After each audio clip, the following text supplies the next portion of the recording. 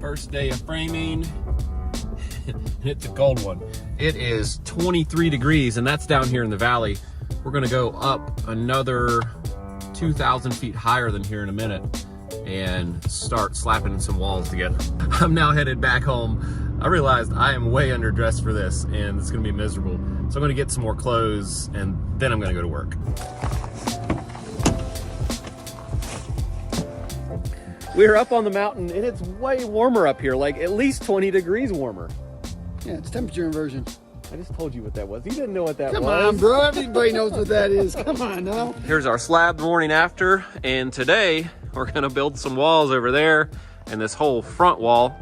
There's our material. This front wall has to be built out of 2x6, 16 inches on center, because it's carrying 2 floors and a roof load. So that's what the code says for a wall like that. Problem number 1 on this job, those are supposed to be 2x6s, like I was just saying about the wall being 2x6. So we're gonna do something else for a while. Such a rookie, dude. So we do have some 16-foot 2x6s, so we can still lay out the plates, and then we'll do the top plates on the basement wall, and that'll take a while actually. There's so many bolts. I'm cutting all these plates to break on 16-inch centers from the very outside of the structure, so they'll line up everywhere all the way up through the structure, instead of pulling like 16 feet off the inside of the block wall. And we're trying not to use boards like this for plates. Let me see that board, Ray. Look how twisted. I don't know if you can see it on camera. You probably can't, but it's super twisted. And while we're looking at these plates, what I like to do is lay out all the openings first, all the king studs and all of the jacks, and then I'll come back in and fill in the studs. Since I've broken these plates on the 16-inch center, I can now just hook on the end of my plates and pull layout. We're gonna do 16 on center, so there's a 16, the red, and that one is a regular stud. So that's how I'm gonna do it. That makes it super easy. This is the door opening in the center of the house, and it's more than 6 feet clear, so I have to double jack it, and that's the code. The plans are on my phone, but I have a hard copy of the window schedule that will have the rough openings for our windows, RO 72 by 60, and then that's the actual size of the window. Basement, that's the ones we want.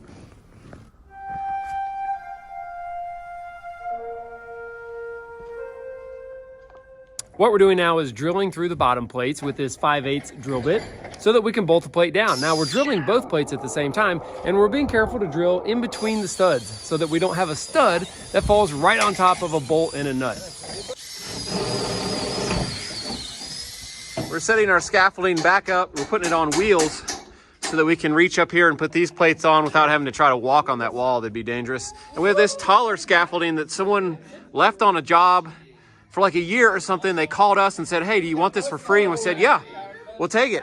We've never used these before. You know what's great though? Look at this. You can walk right through them. Yeah. That's really nice. I mean, they're always getting in the way otherwise. You fit, Jay? Yeah, I fit on no problem. Yeah. No problem. Ray and Jay have got these plates going, and they just got this on edge. Then they're marking each bolt, and we're gonna have to drill a hole for every one of those. A little overkill. Yeah. Now they're checking the other dimension 3 7/8 from the outside of the block where the bolt is, and we want it flush on the outside. 3 5/8. The board is not the exact same width as the block, so it's only flush on one side.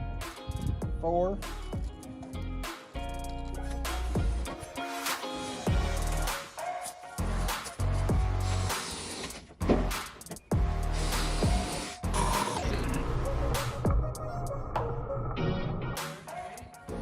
Hey, Jay, you got a longer drill bit? I don't know if that's long enough. Talk to your brother, bro. He's like, this one will work. Like, what am I going through, 8x8? We're not using the washers that came with our bolts. We're using these larger 1.5" type because of the wind zone. Y'all can put this one back. I ordered some extra for this reason. If you look down this thing, it is crazy crowned. No good. Man, I thought you were a good carpenter. I am. That's why I'm putting this one back. I'm gonna eat lunch. Y'all want to get Jamie? He's down there hacking away. I don't know what he's doing. Yeah.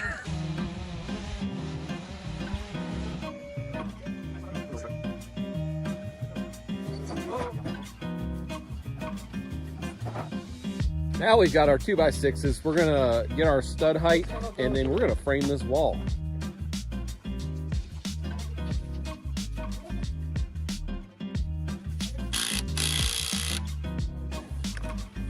I've got this stack of wood up here. Instead of moving it to the sawhorses and then cutting it, I'm gonna cut it all off the stack, all the parts, and then throw them down there so we can build a wall super fast.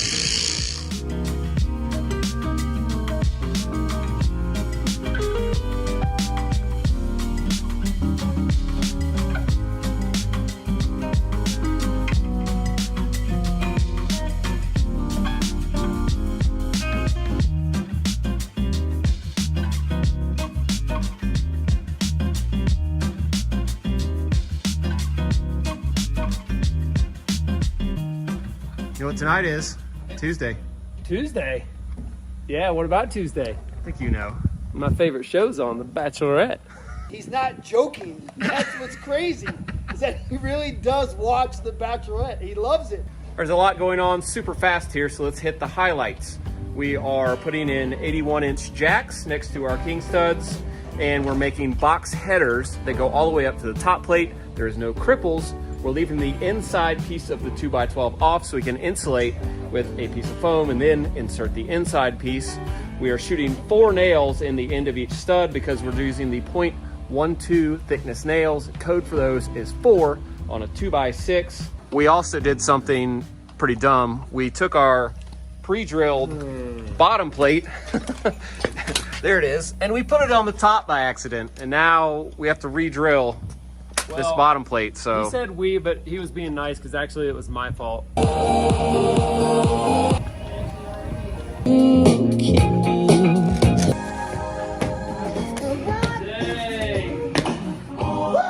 he wins. I could have done a backflip, but I didn't know it was a competition. You can't do a backflip. Oh, I can do a backflip. No, you can't. Yeah, I can. Not on flat ground. So I'm not really a carpenter or anything, but You're not? is this supposed to be that short? Yes. Oh, okay. Yeah, the trusses are drop trusses. Oh. Yes, and they're bottom cord bearing here, top cord bearing there, so we're good. It does look like a mistake though. On this joker or just let it rip? So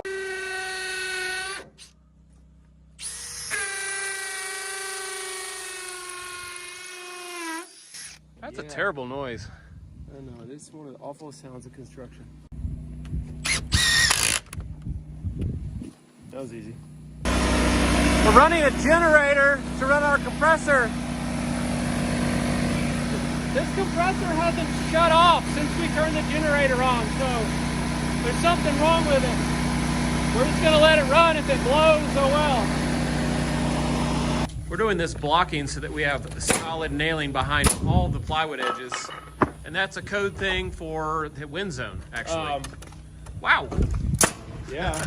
Don't stand there. Here's a pro tip of the day for you. If you're putting blocking in between studs, it's best practice to measure the width of your blocking down on the plate where your layout is, because there's a really good chance the stud could be bowed to the side, and if you just measure what it is in the middle, it's going to look all crooked when you're done instead of being nice and straight. This is the double top plate going on. It allows us to put a load-bearing member like a floor joist or a floor truss anywhere on top of this wall, not just on top of the studs. So that's really good.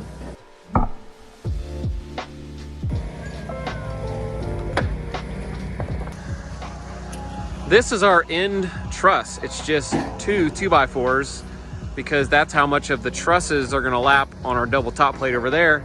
In order to miss all the anchor bolts though, I'm having to piece it together on the bottom layer. Otherwise, this would be a lot of trouble. But that was Jamie's idea, pretty good idea. That's an idea. See that? Did you see that? Perfect. Oh man.